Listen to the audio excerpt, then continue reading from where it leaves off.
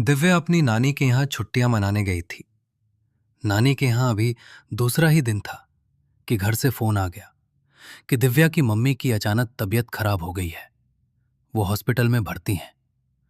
खबर सुनकर दिव्या घबरा गई और घर वापस जाने की तैयारी करने लगी।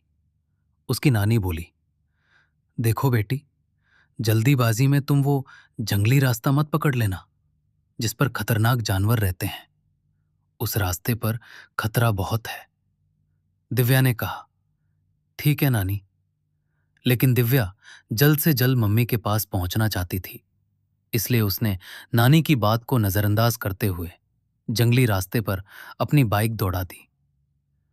थोड़ी ही दूर जाकर अचानक उसको जोरदार ब्रेक मारना पड़ा, क्योंकि सामने पहाड़ी की ढलान पर एक विशाल पीला एनाकोंडा सिर उठाकर उसको देख रहा था। शायद वो भूखा था और शिकार का इंतजार कर रहा था। जैसे ही दिव्या की बाइक रुकी, एनाकोंडा ने सिर उठाकर दिव्या पर जोरदार हमला किया।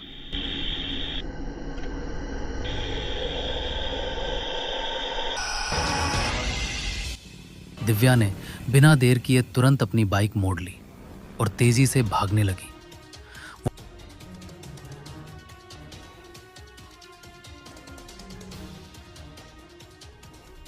एनाकोंडा पहाड़ी से उतरकर सड़क पर आ गया था और दिव्या का पीछा कर रहा था। दिव्या मदद के लिए चिल्लाते हुए जी जान लगाकर भाग रही थी। कभी कभी ऐसा लगता था कि अब सांप दिव्या को खा जाएगा, लेकिन दिव्या ने हार नहीं मानी। वो टेढ़े रास्ते पर एक ओर मुड़ गई और एनाकोंडा कंफ्यूज होकर दूसरे रास्ते पर चला गया। जब दिव्या जंगल में दूर निकल आई, वो थककर एक पत्थर पर बैठ गई।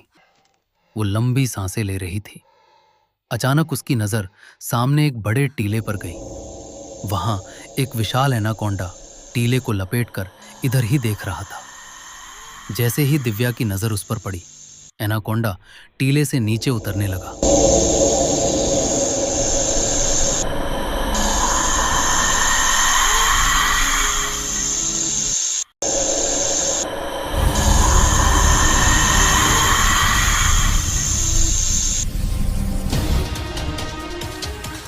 दिव्या डर गई और उठकर भागने लगी। भागते भागते एक झरने के पास पहुंची। दिव्या काफी देर से दौड़ रही थी। उसका गला सूख रहा था और उसे जोर की प्यास लगी थी। उसने झरने का पानी पीना चाहा, परंतु जैसे ही उसने पानी हथेली में लिया और पीने को हुई, तभी उसकी नजर झरने के करीब वाली पहाड़ी गुफा पर पड़ी। वहां भी एक विशाल अजगर लिपटा था। उसे देखते ही दिव्या डर के पानी पीना भूल गई। एकटक अजगर को देखने लगी। अब उसे नानी की बात ना मानने का बहुत पछतावा हो रहा था।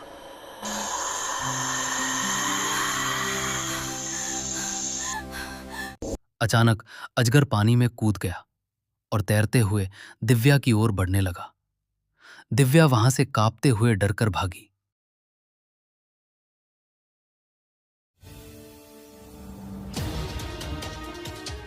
और काफी दूर जाकर एक चट्टान के पास खड़ी हो गई। उसने सोचा अब खतरा टल गया। तभी उसकी नजर एक पेड़ पर पड़ी। वहां पेड़ की डाल पर एक बड़ा खतरनाक तेंदुआ बैठा था।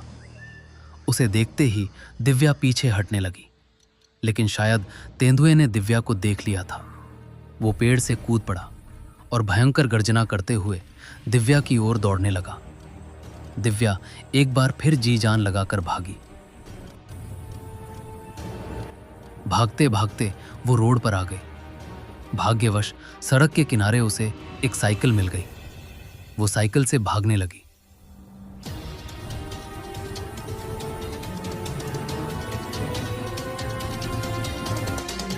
लगातार साइकिल चलाते हुए वो जंगल के बाहर आने में कामयाब हो गई। उसने ईश्वर को धन्यवाद किया और अपने मन ही मन उसने बड़ों की आज्ञा मानने का संकल्प लिया। आप भी अपने बड़ों की बात कितने % मानते हैं, हमें कमेंट में ज़रूर बताएं। दोस्तों, कहानी अच्छी लगी हो तो लाइक और शेयर करना बिल्कुल ना भूलें। फिर मुलाकात होगी अगली एक ज़बरदस्त कहानी में। तब तक के लिए धन्यवाद।